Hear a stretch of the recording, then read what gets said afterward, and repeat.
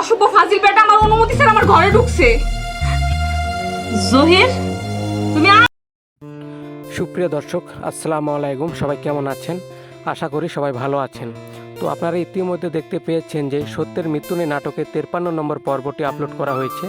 তো 54 নম্বর পর্বটি কবে আসবে তা আমরা জানিয়ে দেবো আজকের এই ভিডিওতে। তাই বন্ধুরা, ভিডিওটি স্কিপ না করে শেষ পর্যন্ত দেখতে থাকুন। আর যদি আমাদের চ্যানেলটিকে সাবস্ক্রাইব করে না থাকেন তাহলে অবশ্যই আমাদের চ্যানেলটিকে সাবস্ক্রাইব করে রাখবেন, কারণ আমাদের এই চ্যানেলে এরকম নাটকের আপডেটগুলোই দিয়ে থাকি। তো বন্ধুরা, আপনারা দেখতে পেয়েছেন যে জহির বিনা অনুমতিতে আমিনার ঘরে প্রবেশ করায় আমিনা চিৎকার করে ওঠে। শাশুড়ি আম্মা ও জহিরের স্ত্রী শাহেনা সেখানে চলে আসে। আমিনা অভিযোগ করে যে জহির তার হাত ধরার চেষ্টা করেছে। জহির নিজেকে নির্দোষ প্রমাণ করার চেষ্টা করলেও বাড়ির বড়রা তাকে বিশ্বাস করে না। জহিরকে লাঠি দিয়ে মারধর করে শাস্তি দেওয়া হয়। পরে তার স্ত্রী শাহেনা তাকে বাড়ি নিয়ে গিয়ে তার ক্ষত স্থান সেঁক দিলেও তার উপর চরম ক্ষোভ প্রকাশ করে। এদিকে মুরব্বী বাবা সিদ্ধান্ত নেন যে তিনি জীবিত থাকাকালেই তার 3 ছেলে মেয়ের মধ্যে সম্পত্তি সমান ভাগে বন্টন করে দেবেন, যেন পরে কোনো ঝামেলা না হয়।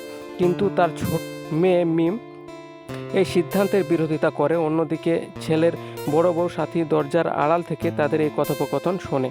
অপরদিকে দীর্ঘ 1.5 বছর পর জেল খাটার পর আলাউদ্দিন জামিনে মুক্ত পায় এবং সে মানসিকভাবে অসুস্থ হয়ে পড়ে।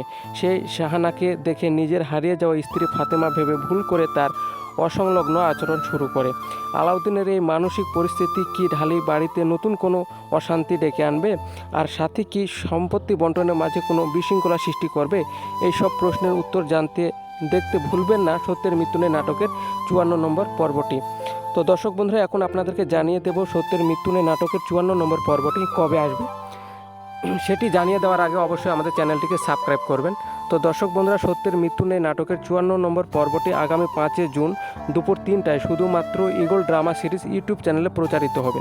আর দর্শক বন্ধুরা, আমাদের এই ভিডিওটি কে কোন জেলা থেকে দেখছেন অবশ্যই কমেন্ট করে জানাবেন, কারণ আপনাদের কমেন্টগুলো পরবর্তী ভিডিওর মাধ্যমে উল্লেখ করা হবে।